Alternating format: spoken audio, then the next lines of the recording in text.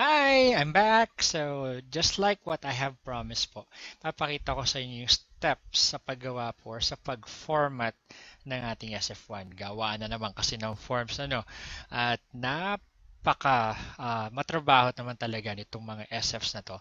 So, what I'm going to show you are just short video clips or tutorials paano po natin mapapadali ang buhay po natin sa paggawa ng mga forms. So, una po, um, is yung pagfo-format ng ating mga names ng mga learners natin. So una, ano nga ba dapat natin gawin? First, as you can see po, once I click the name of Aguilar, makita nyo dun sa taas. Okay, na-highlight yung column C, D, E, and F. So therefore, for one name, there are four columns na selected. So therefore, we have to select all of those columns na nakakasakop dun sa names ng learner natin. And then, after you select po the columns, you have to right-click and then click Insert. And as you can see, meron nadagdag na 4 na column dun sa kaliwa. Huwag po kayo mag-alala. Later on, buburahin natin yan na hindi makaka-affect sa format ng ating SF1. Now, I have to expand the column. So, para medyo lumaki. Now, kailangan hindi magbago yung format ng ating original na source. Kaya dapat ang gagawin natin sa kanya is we have to highlight once again the columns. Okay? Let's start with the name and then click on the name and then drag down.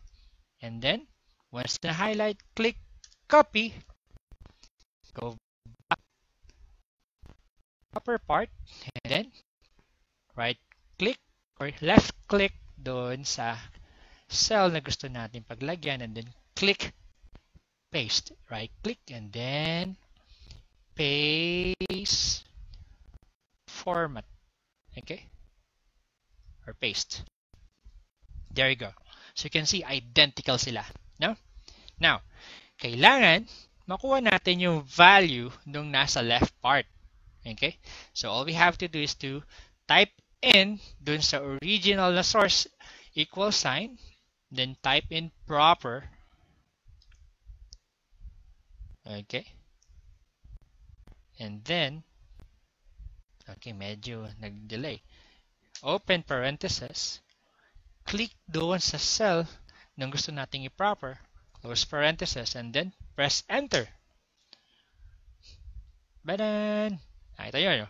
Magic! Naging proper sila. Now, we have to select the original source na. Yun na proper na natin. Kukopy natin yung format niyan. Copy. Click doon sa second name. And then, back down. Highlight. Right click. And then, paste. Tadan! Easy, right? Now, hindi natin pa pwedeng burahin to. Bakit? Kasi pag binura natin to, mawala yung reference niya. Para hindi mawala yung reference, I do. Okay? The next step is I have to highlight yung na-proper nating names. And then, after highlighting, copy, right-click, paste special, choose values. Okay, now, when I delete column C, D, E, and F, okay na, di ba? Now, ang challenge ko inyo, according to memo or dun sa napag-usapan sa division ninyo or sa city schools ninyo or kung ano man yan, kabahala na po kayo mag-edit sa school ID, sa school name, sa division, sa grade, and then the section. Now, my challenge is, anong gagawin natin dun sa barangay, sa municipality, sa province?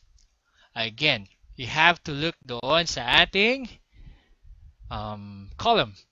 How many columns are being selected once you select one cell? 4, 3, 2, okay? It depends on the column. Wag na wag kayong hindi mag-explore. Okay? Try to explore. Okay? Huwag kayong matakot na maggalaw ng formatting kasi pwede nyo namang ibalik yan after. So in this case, yung barangay, 4 na cells ang nasakop. So again, we have to select it, then right-click, insert, then expand. Okay? I hope this tip is very helpful. And if you find it helpful, you can share it to your colleagues. And if you have some questions, you can PM me here on Facebook. Okay?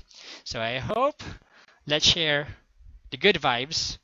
Let's share the good vibes. Goodbye.